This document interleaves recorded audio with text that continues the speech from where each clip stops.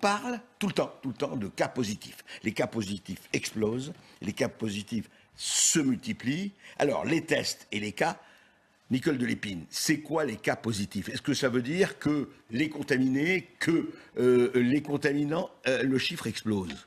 Non, mais le chiffre explose, pas tant de ça d'ailleurs. Si on voit le nombre de gens testés, le nombre de positifs, ça fait quand même 3%, disait notre interlocuteur hier.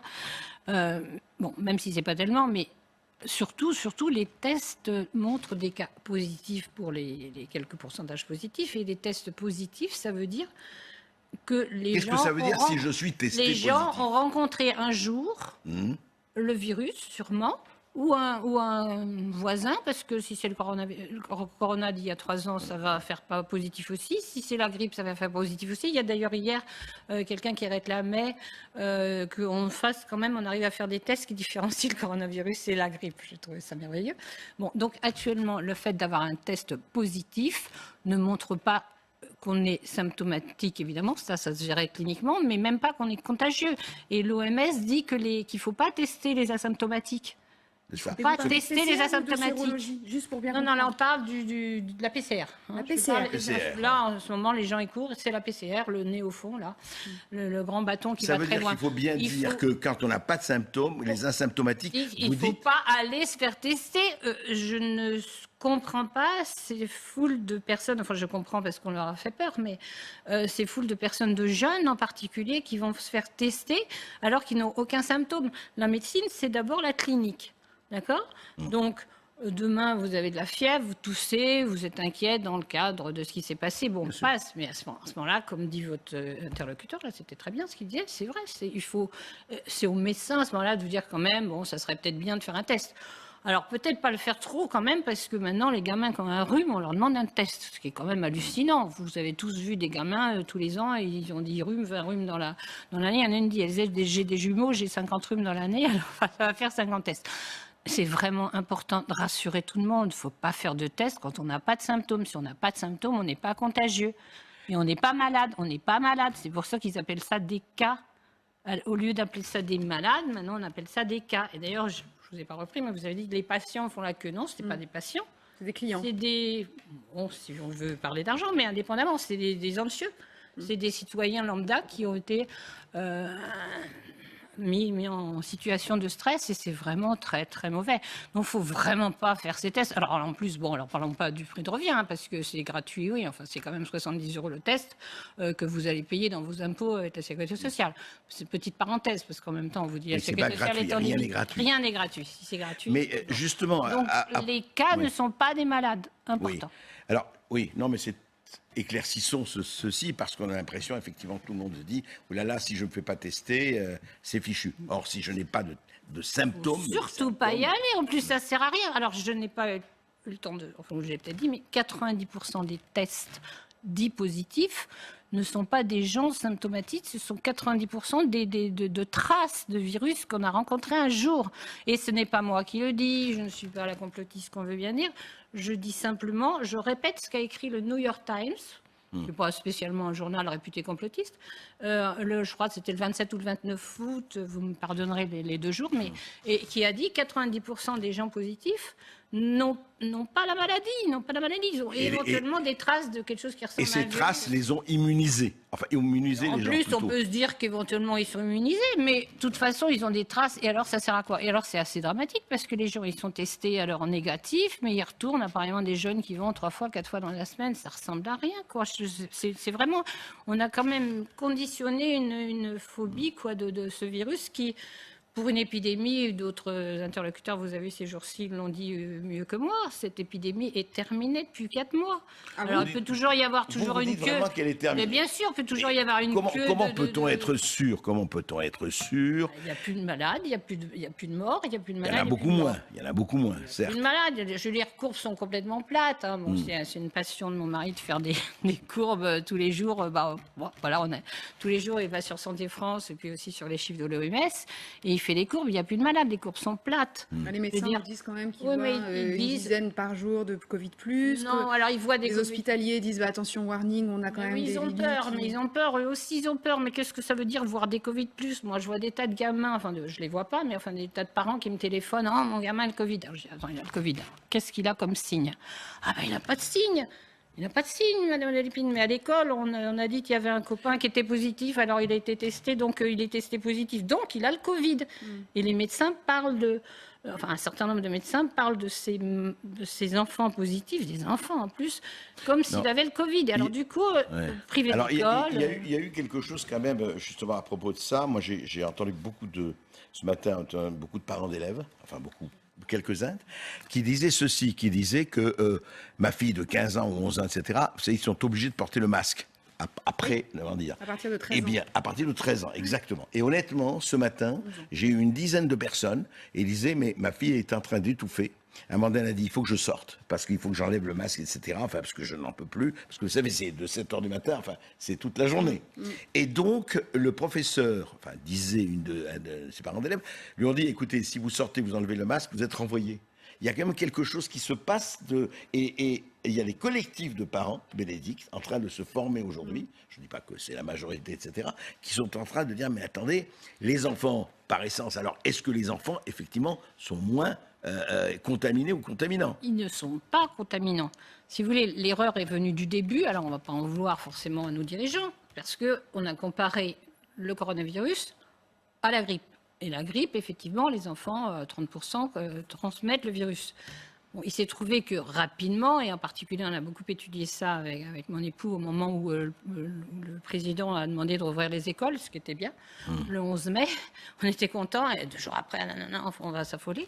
Et en fait, donc là, on a refait déjà les terrains internationales, que tout le monde peut faire. Pour aller sur PubMed, c'est les références bibliographiques d'articles. Nos collègues partent toujours de revues à comité de lecture, sont nés, qu'ils aillent les voir. Donc il y en a déjà 400 en mai, il y en a 4300 actuellement, où vous tapez enfants Covid, enfin children Covid. Et il n'y a pas une observation authentifiée dans la littérature internationale publiée, évidemment, qui démontre qu'un enfant est contaminé un adulte, ou même un autre enfant. Toutes les hypothèses qui ont été lancées, que vous avez peut-être entendu parler, ça a toujours été en fait des analyses de laboratoire où un certain nombre de gens regardaient la charge virale, etc. et disaient en fonction de ça, peut-être qu'il y avait en particulier Drosten, je crois, le fameux le patron allemand là, qui travaille avec Merkel, qui a dit oui, ils ont peut-être une charge virale, ils pourraient être contaminants.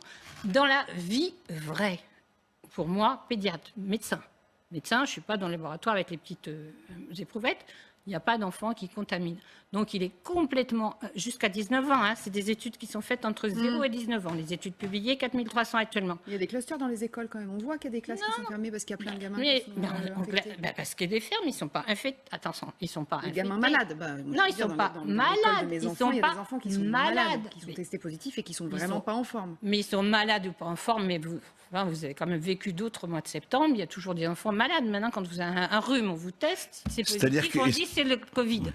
Il y a peut-être des enfants malades, mais ce qui est important, avant, je ne sais pas, même quand j'étais petite, moi, on était malade 2 jours, on restait à la maison 2 jours. Déjà, isoler toute la maison, c'est bizarre. Toute la classe, c'est bizarre. Mais surtout, l'important, c'est de comprendre que ces enfants ne contaminent pas les autres. Quand tous les clusters qui ont été retrouvés et bien étudiés, ceux de votre classe, votre école ne peut pas le dire, mais comme on contamine, par exemple, vous savez, c'est le premier cas d'enfant, on contamine, ça fait beaucoup de bruit. C'est chez Figurez-vous. vous. Voilà, vous vous en souvenez. Bien. Eh bien, écoutez, cet enfant contaminé qui avait touché, qui avait connu au moins 173 personnes avant d'être diagnostiqué, peut-être je me trompe sur 173, c'est peut-être 163, mais c'est de cet ordre-là, enfin beaucoup d'enfants, il n'a contaminé personne, y compris, il n'a pas contaminé ses 2 frères et sœurs. Donc, non, c'est vraiment démontré. Je veux dire, moi, je vous assure, quand on a regardé avec Gérard au moment du mois de mai, là, quand l'école était ouverte. Quand dit il faut ouvrir les écoles et tout le monde hurle, on a regardé, on n'avait pas d'idée préconçue. Moi, je ne savais pas si les enfants contaminaient ou pas. Donc, à vous, ce que partir du moment où on vous dites, dit que les enfants ne contaminent pas, il ne faut pas leur mettre de masque. Oui, justement, j'allais vous dire, vous dites aux enfants, en tout cas aux élèves, Moins 19 ans. que les professeurs portent des masques, oui, que les enfants portent des masques, non. grosso modo. Moi, je n'ai rien à dire, mais enfin, il me semble que ce serait raisonnable, de toute façon, de ne pas laisser les enfants avec des masques toute la journée. Ça, c'est la première chose. Et les enseignants, quand ils sont tout près, ceux qui passent, moi j'ai une professeure de mathématiques qui m'envoie pas mal de mails, elle me dit « Ah ben moi je l'enlève quand je suis sur l'estrade, et puis quand je passe entre les rangs, que je regarde les doigts, je le mets. » Et ça c'est bien, je veux dire l'adulte qui le met, parce que tous les enfants contaminés, c'est toujours par un adulte. Dans toutes les, je ne vais pas vous faire les 4300 études, mais dans toutes les études bien détaillées, on a toujours trouvé l'adulte contaminé. De toute façon, c'est que ces enseignants et les élèves et le cas de cet enfant à qui on dit si vous enlevez votre masque, vous êtes viré. Bah, ils appliquent le protocole sanitaire qui est mis en place par le gouvernement. Oui, c'est pour ça que je vous dis, moi, j'ai rien à dire, mais je vous dis que la logique voudrait que notre ami Olivier Véran, par exemple, écoute ce que disent les pédiatres, parce qu'il avait très bien écrit, les pédiatres. Mais tout le monde ne dit pas la même chose aussi, c'est ça ? Si, c'est des sociétés de pédiatrie en avril-mai, vous pouvez retrouver toutes leurs déclarations, et c'était assez clair. Donc, il est évident que les enfants ne contaminent pas, que les enfants contaminés le sont toujours par un adulte, et que de toute façon, ils font quand même essentiellement des formes excessivement bénignes quand ils en font. Ils sont essentiellement asymptomatiques, les enfants. Bon, là, maintenant, on fait tester tout le monde. Et encore une fois, si encore on avait des tests fiables, mais on n'a pas de tests fiables. Rappelez-vous, le New York Times, 90% des tests positifs ne montrent pas que les gens ont la maladie. Ils montrent simplement qu'ils ont rencontré un jour un débris du virus. Oui, mais alors aujourd'hui, justement, non, mais le problème qu'il y a, et on le sait, et c'est vrai que vous avez tout à fait vos opinions, Nicole de Lépine, le problème, c'est qu'on entend à longueur de plateau, ici comme ailleurs, vous avez des gens qui se contredisent, qui avancent une opinion, d'autres qui avancent une autre opinion, et vous avez effectivement, le corps médical est extrêmement déchiré. On ne va pas rentrer dans qui a raison, qui a tort.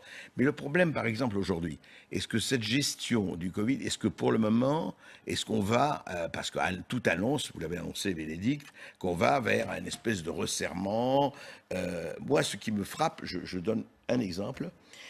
Ce matin, j'ai un ami qui est rentré d'Amsterdam. Et c'est vrai qu'on peut se poser. Il est allé à Amsterdam, il ne s'est pas fermé, tiens. Et il m'a raconté, il m'a dit, j'ai pris mes masques, évidemment, pour aller là-bas. Et donc, j'arrive à Amsterdam. Personne ne porte le masque. Là, Amsterdam, c'est pas loin, c'est pas là. Non. Et il dit, ni les vieux, ni les jeunes, ni personne. Et il dit, alors lui, il mettait le masque, et il dit, on me regardait avec suspicion, parce que j'avais le masque. Il dit, bon, celui-là, il est sûrement malade, ou il va nous contaminer. C'est-à-dire que, vérité en ça de la frontière, et c'est ça le problème. C'est là où on est perdu, en fait, pour tout dire. C'est là où on est perdu. Mais il y a non, mais il a... Pardon. Je voudrais avoir une précision, parce qu'il y a une chose vous avez dit en tout début d'interview, mais vous dites que cette épidémie, elle est terminée. Il y a très peu de... Statistiquement, il y a très peu. Si vous voulez, même si vous mais hier, en 24 heures, il y a eu 46 morts quand même. 46 personnes qui sont mortes. Oui, ben, mais 46 morts, est-ce que c'est du Covid? Est-ce que c'est du Covid? 46 morts. Non. Moi, je voudrais bien les voir aussi, parce que figurez-vous qu'il y a quand même l'OM. Alors, pour revenir, par exemple, le CDC, le Centre Disease Control. Merci, américain officiel, dit qu'il n'y a que 6% des malades déclarés morts du Covid en Amérique qui sont vraiment morts du Covid. Les autres, ils sont morts sont les chiffres de Santé publique France. Attendez, ils sont morts avec... Non, mais je ne dis pas, mais ils sont morts avec le Covid. Bon, ça, c'est la première chose. Mais de toute façon, on a combien de morts de cancer par jour? Vous le savez. Non, mais c'est mais c'est important, parce qu'il faut quand même relativiser les chiffres par rapport à la réalité. Et puis moi j'ai quand même assisté il y a quelques jours à une réunion de médecins. Je ne les nommerai pas pour ne pas les mettre dans l'ennui. Enfin, en disant que quand même, on est quand même en train d'hospitaliser plus facilement. Bah, tant mieux, je veux dire, si les gens ont besoin de réa, vous savez, à un moment quand même, c'était très très dur d'arriver en réa. Et on les garde quand même plus longtemps. Enfin, c'est pas les mêmes malades. Je crois qu'il y a des gens plus qualifiés que moi, comme peut-être le professeur Raoult, qui a dit que ce ne sont pas les mêmes malades. Ce sont des malades moins inquiétants. Et ben oui, c'est pas les mêmes. Et ils sont en réa aussi. Mais franchement, c'est important d'avoir en tête qu'il faut rassurer les gens, parce que c'est quand même, on n'est pas du tout dans la même épidémie qu'au mois d'avril, mars. Bon, je suis désolée, c'est fini, on aurait pu continuer à discuter longtemps. C'est compliqué de se faire une opinion quand même, parce que tous les médecins sont quand même pas d'accord entre eux. Et c'est vrai qu'après, si les chiffres, les chiffres sont contestés, et puis bon, il y a les règles, on nous donne des règles, alors il faut qu'on respecte les règles. Ah, mais ça, c'est une autre affaire. Voilà. C'est une autre affaire. Bon, en tout cas. Ouais, j'ai dit, c'est pas à moi de décider. Non, mais vous l'avez très bien dit d'ailleurs. Oui, vous l'avez très bien dit, et on a entendu votre message. Qu'est-ce que je ferais si j'étais ministre de la Santé? Parce que je les envie pas.